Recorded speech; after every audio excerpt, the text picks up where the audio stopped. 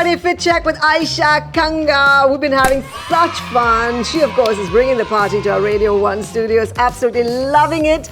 She's a fashion disruptor. Thank you. Thank you for having me again. Again and again and again. And you're going to get me into so much trouble for Why? real, for real. Why for real? I'm opening up too much. I'm being myself just too hard. It's not fun for anyone. It's what we do. Do you size up people by what they're wearing? I mean, do you sort of get a gist of their personality and what they are just by their image? I do not. I never have done that. I should probably start doing that, but I never really have. Because, here's the thing, we're like super underpaid and overworked in India, so if people are not dressing up and they're dressing down all the time, it's just like, who has the time for it really? So I'm just like, yeah, man, you look like shit, I get you. I too feel like shit. So how could I ever judge you, man? I could see Ashna off cam going, She looks great though, Ashna off cam. Yeah. You do, Ashna off cam. You look great. You did a good job today, Ashna off cam. And you've been working all day, so good on you. Props. Yep. Okay, moving along. Things only fashion models say. Has the agency paid you yet? Because my payment hasn't come in 6 months. Okay. Yeah. How do you guys work around that? We just cry and complain. So there's no industry body looking after you? For real though, I'm always trying to start unions. I'm always trying to do like all these things, and nobody really tags along. So I'm like a sole human who is unionizing. It doesn't work. We need volume. Need volume. Yeah. Yep. Okay. Sending it out there. Message. Yep. Things only actors say. Things only actors say. I can do this. I've only been an actor like a year now, but I should be able to do this. The vanity van AC isn't working. Or it's always cold in the vanity van or something like that. Okay. Yeah. So are there like levels in the vanity van? I mean, like what do the big stars get as opposed to like the noobs? Yeah, so I'm a noob, I get a room, but the big stars get the full van, and I've heard that the big stars actually get to choose the van that they want. And when people give me a whole van, I feel really important. I'm like, oh my god, I better do a good job today. They literally put all this money into getting me an entire van. But here's the thing, it's always cold in the vanity van. Okay. And they never have the AC remote in the room, so you're always hunting around for the vanity van, like where is he? It's freezing in here. So this would actually be the ideal vanity van fit. Correct. This is the one. Yeah. Okay. Yeah. Things only Ayesha Kanga says. Things only Ayesha Kanga says. Try harder, please. That's what Ayesha Kanga says all the time. Things only Gen Z say. Slay, ate, things like that. Yeah, okay. And you're just going to be beeping half of the things I'm saying at this point. That's okay. They get it. Okay, now, how do you make an impression when you walk into a room, right? What's your favorite party trick? How do you sort of get everybody to look at you? Oh, well, here's the thing. I am so good at making friends when I am drunk. So the first thing I do is get everyone shots, and that's it. Then we're friends forever. And I think that's an excellent way to make a good impression. I'm also a terrible dancer. But I find that can be really conversation disarming. Starter? Oh. Like just start getting into some really bad dance moves, and people are like, yeah, she is me. We are she. Let's do it. All right. Yeah. Well, let's talk romance, okay? What's romantic to you, Ayesha? Oh, a really kind and funny and intelligent person. Does that count as what's romantic to me? Yeah, it's kind of boring though. But that is what it is. That's all I want really. I just want somebody to be kind and funny and intelligent, and I'm sold. I make really bad and poor romantic decisions mostly because of this. Are you the one who always makes the first move? I do make the first move, but it works both ways really. I'm either making the first move or not. Yeah. But I don't have a lot of luck in love, unfortunately. So I mean, what are the pickup lines you've been using thus far? I don't use any. I'm just myself, and it doesn't work. So and you just dance badly. I just dance badly. None of the pickup lines work. I've been single an awfully long time, so I can see you breaking out in a sweat. let's just do this. It's such an in the chat moment, okay? She's like, this isn't gonna work. Let's just do something else. Okay, a bowl full of chits. Okay. Pick one so we can chat about it. What do you mean? What do you mean? What does this mean? What do you mean? Have you heard the Justin Bieber song? What do you mean? Yeah. Can I say what do you mean? When?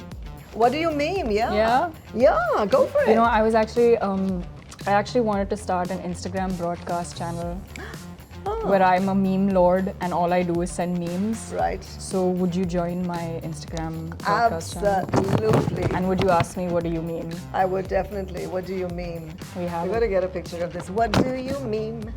You can correct it to what do you mean.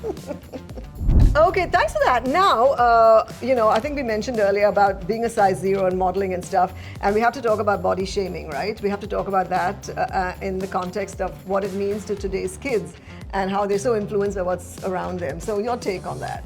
Yeah, no, it's, you know, I think social media is it has a huge part to blame in all of this. It's so easy to watch people have these perfect bodies and perfect lives and Photoshop skin and then compare it to yourself and feel awful about it. And I think that's just a really, really awful thing. It's made us really shy. It's made us really underconfident.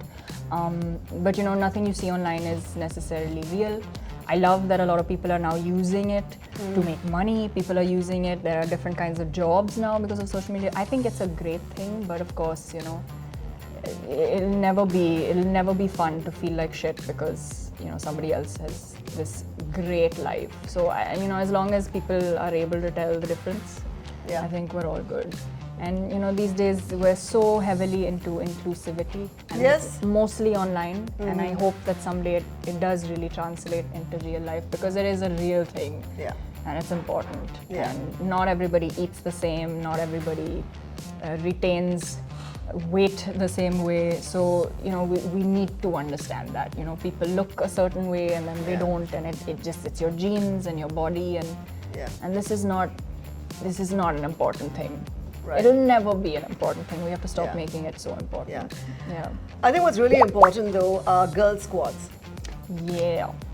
You know it. Who would you like in your girl squads? Would you like to pick from like supermodels around the world or? Oh, okay. Well, right now I would really like if Alex Costani was in my girl squad. She is insane. Rihanna in a girl squad would be cool. She'd be the leader. I The think she'd leader be the girl of boss. Yes. Rekha. Zinat Aman. What an interesting girl squad. Zendaya, that's a cool girl squad. Yeah. Jennie from Blackpink. Lisa from Blackpink. Yeah, I could go on. Yeah. So what is your thing with K-pop? What is my thing? I don't know. I've just really liked it for 100,000 years. I got hooked. I watched a BTS music video and I just wanted to know their names. Yeah. That's it. I watched a video, fell in love with the music, fell in love with the dancing, the song. And just for some reason, I decided to see what their names were, and that's it. I was in an endless internet spiral. I was all over the place. They were all I ever thought of for the next 6 years. I did nothing else but devote myself to like K-pop henceforth. It was ridiculous, but you know, I think it's designed to be really addictive. I mean, very, it's designed. It's like you want to know their fate. Everything about them, and they tell you so much, and there's so much fan service, and it's all this interesting culture that I guess is so fun to explore through the internet. And I'm such an internet girly, so so K-pop is great because they feed me constantly with content, and that's what I want. And I think that's why people are so hooked onto K-pop, and it's music and it's dance and these really hard-working kids who and style. Yeah, I'm so influenced. I think K-pop has really influenced my personal style in a huge way. I love the men's fashion. I love the women's fashion. You know, I saw a K-pop boy in a crop top and I was like, this is so cool. Why aren't more people doing this? You know, they're always ahead of the curve. They're always thinking about things. You know, every day it's a new look. There's so much thought into the whole affair. It's what's not to love?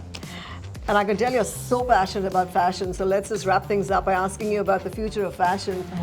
You know, picking out trends. What do you see going forth in 2024 and beyond? Well, you know, picking up on, I think the mob wife aesthetic is definitely here to stay. I see it bubbling and simmering everywhere. we're only reading that it is slowly emerging, but I want to see it real time. I want to see maybe Bollywood taking a dig at the mob wife aesthetic. I want to see what we can do in Indian fashion and make it mob wife. I kind of want to see that, and hopefully I'll be able to explore that if I have the time. But that is pretty much what it is, I think.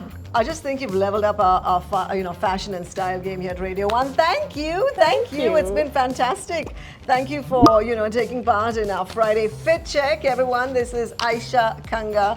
Good luck with everything. And we got to close with a pose. We got to close with pose, yeah. Well, thank you for having me. This has been really fun, by the way. I've had a great time. Thank you for tolerating me, everybody. We loved it. Okay, let's close with a pose. Close with the pose. What are we doing? Why don't say. Why don't you close with a pose? Me? No. Yeah, you gotta close with a pose. No. We're always doing me. Yeah, TNA out and do the mob wife aesthetic. Come on, let's do that. And then we need a cigarette in our hand. We need to hold our babies like casually. Or something. And maybe chewing gum. Chew the gum. And look down at people. One world, your station.